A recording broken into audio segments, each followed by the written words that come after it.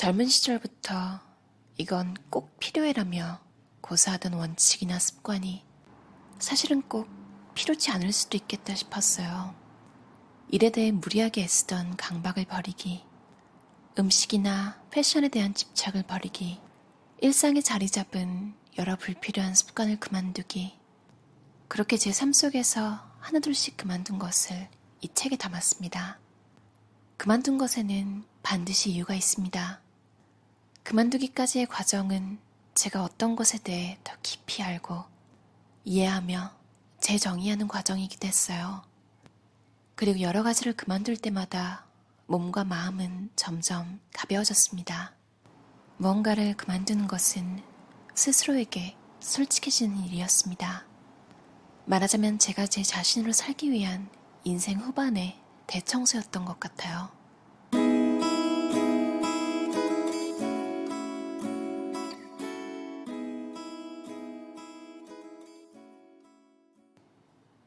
결점 고치기를 그만두다. 나이를 먹으면서 남들 눈을 의식하는 일이 피곤해지기 시작했다. 젊었을 때부터 저는 줄곧 소심한 사람이었어요. 내가 왜 그렇게 했지? 하지 말걸. 나는 이래서 안 돼. 다들 나를 싫어하게 되면 어쩌지? 하고 끙끙대며 속을 태웠어요. 이런 일이 있을 때마다 종일 마음에 걸려 기분은 우울해지고 나란 사람은 어째서 이렇게 소심한 걸까? 라며 대범하게 살아가는 사람들을 부러워했습니다. 대체 저는 왜 이렇게 소심한 걸까요? 그건 내 잣대가 나의 밖에 있기 때문이었습니다. 학창시절에는 선생님에게 칭찬받기 위해 공부했고 사회생활을 시작하고는 상사에게 인정받으려고 일을 했어요. 이렇게 이야기하는 분들이 많았습니다. 남들 눈은 별로 신경 쓰지 않아요. 전 그냥 제가 좋아하는 일을 합니다. 그렇게 단호한 의지를 가진 사람들의 이야기를 들을 때마다 나는 저렇게는 안 되겠구나 싶어서 풀이 죽곤 했죠. 남들에게 신경 쓰며 사는 것이 점점 커다란 콤플렉스가 되어 어떻게 하면 이 결점을 고칠 수 있을까 하고 계속 고민했어요. 다행히도 나이를 먹으면서 점차 남의 눈을 의식하는 일이 피곤해지기 시작했습니다. 늘 주변 말들에 신경 쓰며 안테나를 세우고 있을 만큼의 체력이 안 되는 탓인지도 모르죠. 그러다 보니 요즘은 자연스레 뭐 어쩔 수 없지라고 생각하게 됐어요. 스스로 싫다고만 여기던 그 결점을 반대로 생각해보면 어떨까요? 성격이 급한 사람은 추진력이 있고 걱정이 많은 사람은 신중하고 낯을 가리는 사람은 섬세하며 차분한 사람이라고요.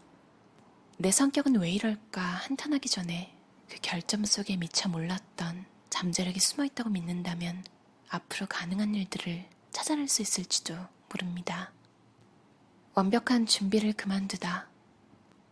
제대로 알고 나서 시작하겠다고 고집한 이유는 틀리기 싫어서였다. 인간은 해본 적 없는 일만 맞닥뜨리게 됩니다. 한 번밖에 살지 못하니까요. 모두 처음이자 한 번뿐인 인생을 연습 없이 살고 있는 거예요. 젊었을 때는 인생 어딘가에 정답이 있고 모두 그것을 향해 걸어가는 것이라 믿었어요. 하지만 30이 되고 40이 되어도 정작 50이 되어도 정답은 좀처럼 보이지 않았습니다. 어쩌면 정답 같은 건 없는 게 아닐까? 50이 넘으면서 겨우 깨닫기 시작했습니다. 모른다며 계속 멈춰있기만 한다면 영원히 할 수 없습니다. 맞는지 틀린지 판별할 수 있는 유일한 방법은 한 발 내딛어 보는 것 뿐이에요. 이 사실을 깨닫기까지 꽤나 많은 시간이 걸렸습니다. 쓸데없이 열심히를 그만두다.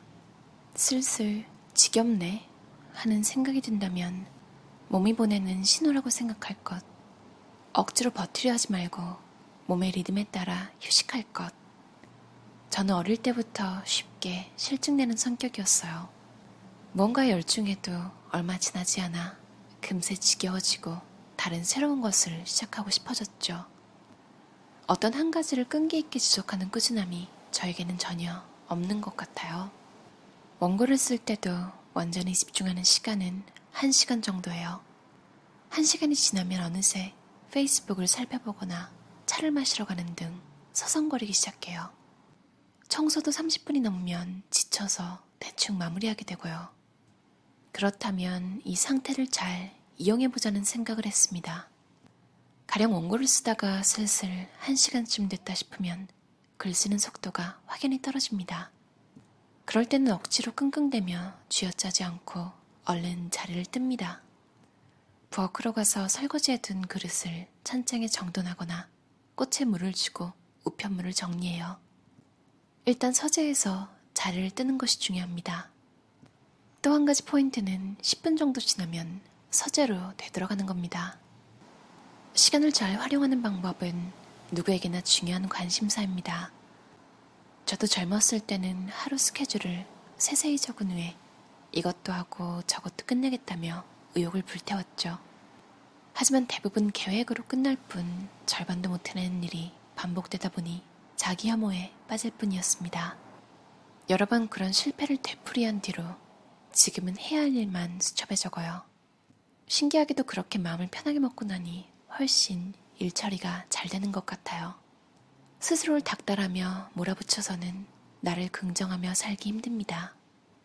슬슬 지겹네 하는 생각이 든다면 몸이 보내는 신호라고 생각하세요. 억지로 어떻게든 버티려 애쓰지 말고 순순히 몸의 리듬에 따라 휴식하고 빨리 기분 전환을 해서 일도 생활도 스트레스 없이 하면 좋겠습니다. 저자 이치다 노리코의 어른이 되어 그만둔 것이라는 책인데요. 34가지 저자가 관둔 것들을 담담하게 써내려고 한 책이에요. 앞에 밑줄 쳤던 것들 중에 공감 가는 게 많았어요. 예전에는 이렇게 해야지 저렇게 해야지, 사실 지금도 그런 면이 있어요. 근데 결국 억지로 한 건 어떻게 해서든 다시 돌아가더라고요. 오래 걸려도. 그리고 남이 어떻게 생각하는지 막 생각하던 시절도 있었는데요. 뭐 지금도 그런 게 아예 없진 않아요. 근데 이 저자가 말했듯이 체력이 안 돼서, 도무지 이제 귀찮아서, 정신 수련 이런 게 잘 돼서 그걸 극복했다기보다 이제 도저히 못하겠어서, 참 체력이 안 된다. 아니면 사실 이런 나이듦? 이런 걸 방패막으로 무기 삼아서 신경을 안 쓰는 것도 좀 있는 것 같아요. 이런 변명을 대는 것? 그런 것조차 좀 편하더라고요. 뭔가 말이 되는, 상대방이 이해할 것 같은 명분이 생기면 좀 대놓고 그렇게 하기가 쉬운 경향이 있는 것 같아요. 예전에도 말한 적이 있는데, 투두리스트, 저는 이제 딱 3개, 굉장히 중요한 3개를 적고 그거는 꼭 하고요. 나머지 자잘한 것들은 그냥 기분 전환용으로, 왜냐면 체크를 한 걸 보면 내가 이렇게나 했구나, 기분이 좋잖아요. 역시나 저자가 말했듯이 이제 하고 싶어서 적어놓는 건 좀 지양하는 편입니다. 저자가 말했듯이 자기 혐오만 생기거든요. 다 못할 것들을 막 적어놓으면. 어른이 되어 그만둔 것이라는 이 책에는 특이하게 우리나라 작가 4명의 미니 에세이가 실려 있어요. 그 중에 김원비 작가가 쓴 오해 풀기를 그만두다, 한번 읽어볼게요. 굉장히 공감이 가더라고요. 그리고 이런 통찰력을 가지신 분이 글을 써줘서 참 고맙다는 생각을 했어요. 오해 풀기를 그만두다. 김원비. 살다 보면 크고 작은 오해를 받는다.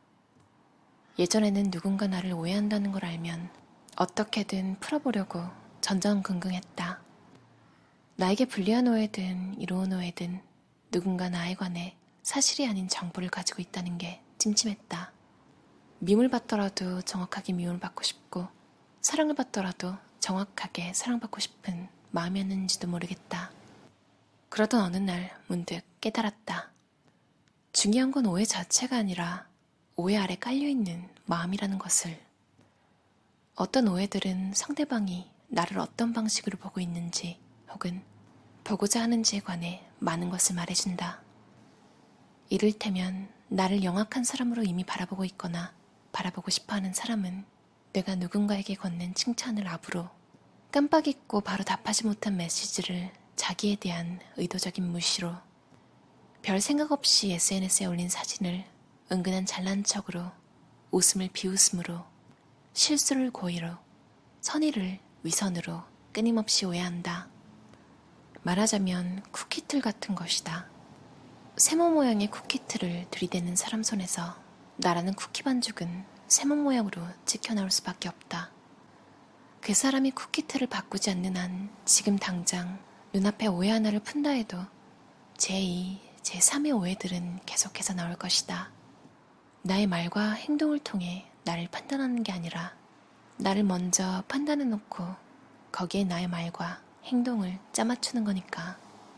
그런 종류의 오해는 오해하는 사람의 욕망과 맞닿아 있다. 나의 욕망을 다루기도 쉽지 않은데 타인의 욕망을 다루기란 불가능에 가까운 일 아닐까? 나를 세모꼴로 바라보고 싶은 욕망으로 가득한 사람. 그러니까 오해하려고 작정한 사람은 절대 당해낼 수 없다. 그래서 언젠가부터 오해를 받으면 오해에 담긴 상대방의 마음을 살펴본 후 포기할 건 포기하고 넘어가게 되었다. 더는 애쓰지 않게 되었다. 그것이 가져다준 해방감과 아껴준 시간과 에너지가 얼마나 큰지, 물론 어딘가에서 여전히 돌아다니고 있을 세모꼴의 나에게는 건투를 빈다. 마지막으로 저자 이치다 노리코가 넓고 얇은 인간관계를 그만두다 챕터에 쓴 문장 읽고 끝낼게요. 인생은 길지 않아요. 그러니 그냥 만나는 것이 아니라 엄선한 인간관계 속에서 진정으로 마음을 주고받는 즐거움을 느끼며 살고 싶습니다. 들어주셔서 감사합니다. 편안한 하루 보내세요.